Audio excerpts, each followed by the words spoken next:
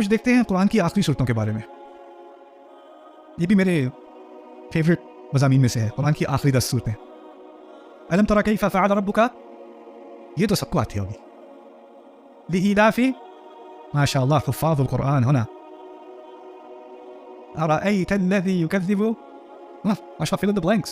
Very nice. Okay. ابراہیم علیہ السلام نے ہزاروں سال پہلے جب مکے کی تعمیر کی تو ایک دعا کی, رب اجعل هذا بلدا آمنا وارزق اهله من الثمرات. کہتے ہیں میرے رب اس کو ایک پر امن جگہ بنا دینا, اس جگہ کو اس کو ایک پر امن شہر بنا دینا, اور اس کے رہنے والوں کو ہر طرح کے پھل کھلانا. اس کا خلاصہ لے لیتے ہیں. ایک دعا کی تھی امن کی, ایک دعا کی تھی رزق کی. یہی بات ہے نا, امن اور رزق. سورۃ الفیل کے بارے میں آپ کو کیا پتا ہے, کیا ہوا تھا؟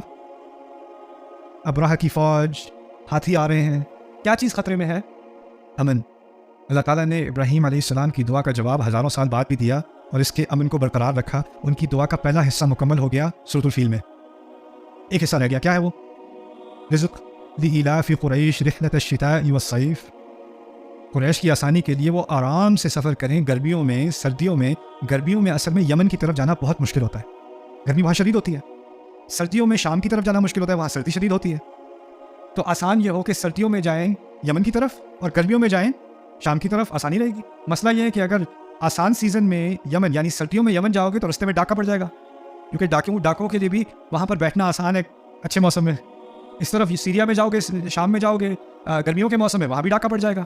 قریش کے لیے بڑا آسان کر دیا کہ کوئی ان پہ حملہ نہیں کرتا. کوئی اور قبیلہ آسان سیزن میں جانے کی کوشش کرے, پکڑا جائے گا, مارا جائے گا, اس پہ ڈکیتی ہو جائے گی. قریش جائیں گے تو آرام سے جائیں گے, آرام سے آئیں گے. سارا سال امپورٹ ایکسپورٹ کا بزنس لگا ہوا ہے.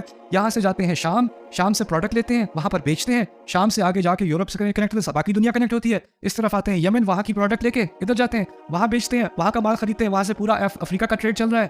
یعنی وہ سارا سی روٹ جو ہے نا, یہ لوگ, یہ لینڈ کی ایک پائپ لائن ہے بیچ میں, اور اس کا سارا بزنس ان کے ہاتھ ہے. ان کو اسی لیے ہر طرح کا رزق مل رہا ہے, ہر طرح کا رزق, ایک طرح کا رزق نہیں, ہر طرح کا رزق. ابراہیم علیہ السلام کی دعا تھی وارزق اهله من الثمرات, ان کو ہر طرح کے پھل کھلا, رزق دے. ابراہیم علیہ السلام کی دعا کے 2 حصے ہیں, امن اور رزق.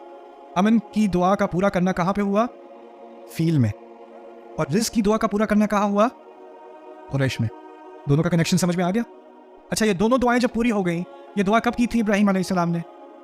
جب وہ کعبہ بنا رہے تھے. تو اسی لیے تو یہ نہیں کہا قریش کے آخر میں, یہ نہیں کہا فَلْيَعْبُدُوا اللَّهَ, انہیں اللہ کی عبادت کرنی چاہیے, یہ نہیں کہا. کیا کہا تھا؟ فَلْيَعْبُدُوا رَبَّ هَذَا الْبَيْتِ, اس گھر کے رب کی عبادت کریں نا. پھر گھر کی طرف اشارہ کس کی طرف اشارہ ہے؟ ابراہیم, اس کے بانی کی طرف اشارہ ہے, جس کی دعا کی وجہ سے تم لوگ کھانا کھا رہے ہو, جس کی دعا کی وجہ سے تم کو حملہ نہیں کر سکتا. اس کا حق تو ادا کر دو, اس گھر کا حق تو ادا کر دو. فَلْيَعْبُدُوا رَبَّ هَذَا الْبَيْتِ. هَذَا الْبَيْتِ سمجھ میں آ گیا؟ اور پھر ان دونوں کا خلاصہ بھی نکال دیا, ان دونوں صورتوں کا, اسی صورت کے آخر میں الذی اطعمہم من جوع وآمنہم من, اطعمہم من جوع ہو گئی سورۃ قریش, آمنہم من خوف ہو گئی سورۃ الفیل. بات مکمل. اچھا, اگر تم ابراہیم کی اولاد ہو تو تمہیں ابراہیم کے دین کا علیہ السلام حق ادا کرنا ہوگا. تمہیں جب اس گھر کی ذمہ داری سپرد کی ہے, تمہیں انچارج بنایا ہے, تو تمہیں تو اس کے دین کو برقرار رکھنا ہوگا, اس عظیم ہستی کے علیہ الصلوۃ والسلام. اللہ تعالیٰ پھر پوچھتے ہیں أَرَأَيْتَ الَّذِي يُكَذِّبُ بِالدِّينِ فَذَلِكَ الَّذِي يَدُعُّ الْيَتِيمَ وَلَا يَحُضُّ عَلَىٰ طَعَامِ الْمِسْكِينِ. کیا کیا تم نے اس گھر کے ساتھ؟ قریش کی لیڈرشپ کیا کر رہی ہے؟ دین کو جھٹلاتے ہیں, یتیم کو دھکا دیتے ہیں, کھانا کھلانے کی تلقین نہیں کرتے. اگر عبادت کرتے بھی ہیں, مصلین اہم لفظ ہے, رب اجعلنی مقیم الصلاۃ, ابراہیم کی دعا ہے نا صلاۃ. اللہ کہتے ہیں ان کو دیکھو, مصلین کو, ان کے لیے تو سب سے بری جہنم ہونی چاہیے. الذین هم عن صلاتهم ساہون الذین هم یراؤون ویمنعون الماعون. وہ تو معاون کو بھی روکتے ہیں, چھوٹی چھوٹی چیز کو بھی نہیں دیتے. وہ کسی کو تھوڑا سا بھی فائدہ ہو جائے, معاون سمجھ لو. کچھ بچے ہوتے ہیں اسکول میں, آپ لوگوں کے پتہ نہیں ہوتے ہوں گے, جب میں چھوٹا تھا تو اسکول میں وہ ایک پینسل کیس لے کے جاتے تھے, میگنیٹ والا, وہ کھلتا ہے, اس کے اندر پوری وہ اریسر کا ایک سیکشن ہوتا ہے, اور وہ ہوتا ہے, اور اس کے اوپر کوئی روبوٹ بنا ہوتا ہے, کوئی کچھ بنا ہوتا ہے. Remember those things?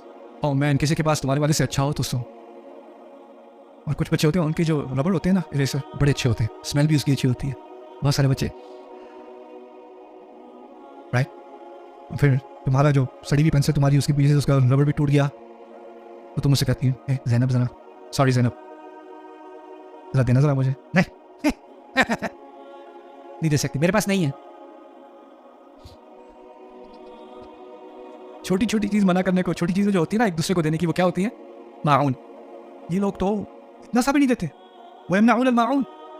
یعنی اللہ تعالیٰ نے اس صورت میں ثابت کیا کہ جو قریش کے ابھی اقتدار میں ہیں، مکے کے اقتدار میں ہیں، وہ اس لائق نہیں ہیں کہ ان کا اقتدار ہو.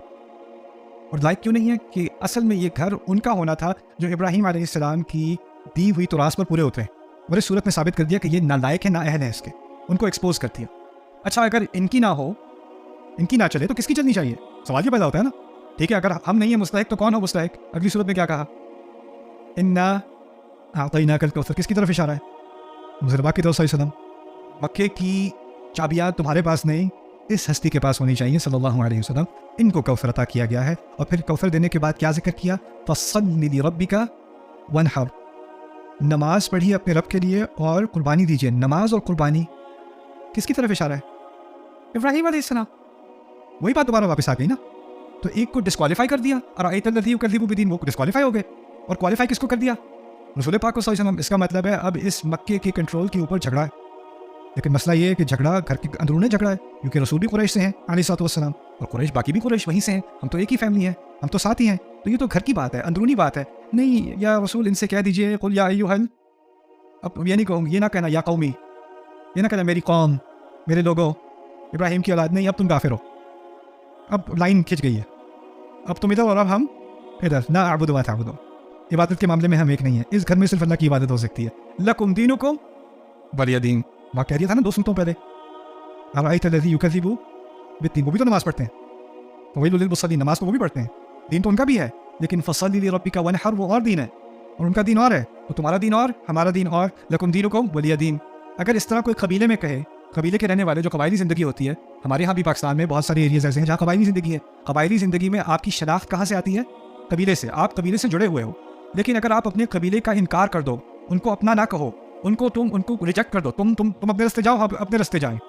یہ صرف آپ اپنی سٹیزن شپ ریناؤنس نہیں کی، اس کو اعلان جنگ کہا جاتا ہے. یہ ہوتا ہے قبیلے کی زندگی میں اعلان جنگ. بغاوت ہے بہت بڑی ہے قبیلے کو چھوڑ دینا.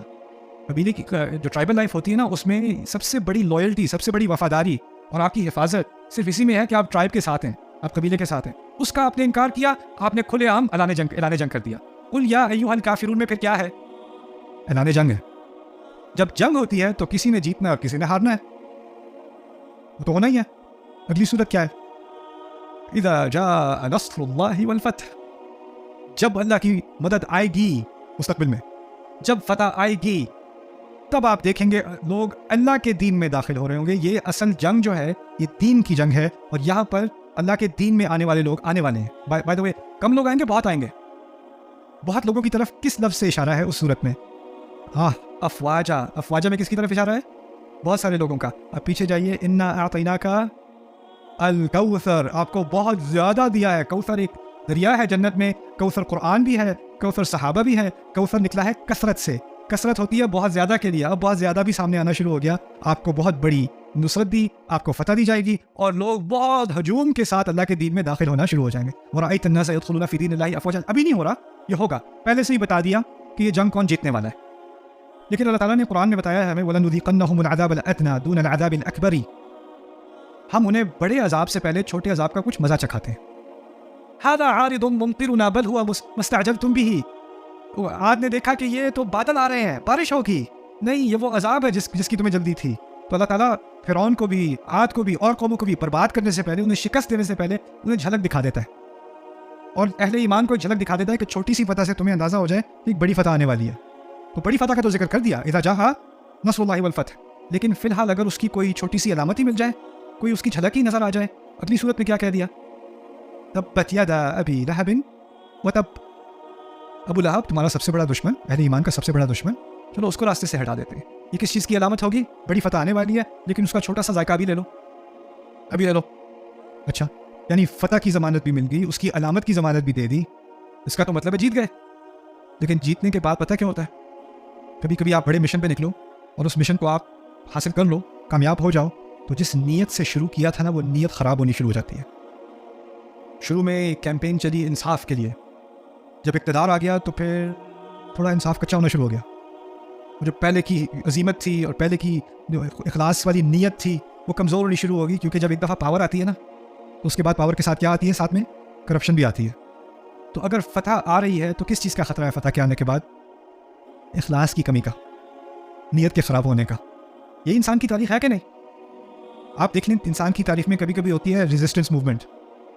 کوئی جو ہے وہ کوششیں کرتے ہیں کہ یہ باطلانہ نظام یا ظالمانہ نظام اس کو الٹایا جائے, ہم مائنورٹی میں ہیں, ہم ان کے خلاف بغاوت کریں گے, ہم انصاف لے کر آئیں گے. اور کبھی کبھار ہوتا ہے کہ اللہ تعالیٰ ایسے گروہوں کو کیا نام ہے فتح دے دیتا ہے کہ نہیں. اور پھر کچھ سال بعد وہی گروہ جو بڑے خلوص سے انصاف کی بات کر رہا تھا, اب ان کے خلاف کسی کو بغاوت کرنی پڑ رہی ہے کیونکہ وہی ظالم بن گئے. اب کرپشن آتی ہے کہ نہیں؟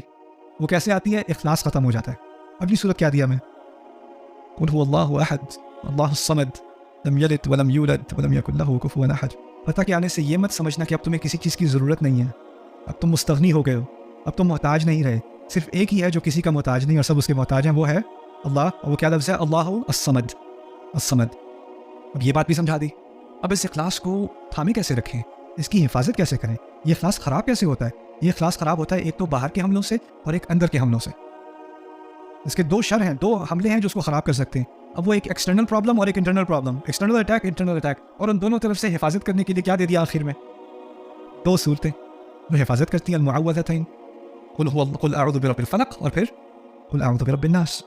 یعنی یہ تناسب نظر آیا صورتوں کے درمیان, ایک سے بات دوسری سے تیسری سے چوتھی سے پانچویں سے سب ایک ساتھ مل کر ایک بات مکمل کی جا رہی ہے نا. اور اسی طرح قرآن میں کئی مقامات پر آپ کو یہ گروہ نظر آئیں گے. اور ڈاکٹر سامر رائی نے تو پورا شروع سے آخر تک 114 صورتوں کا ایک پورا لیکچر دیا.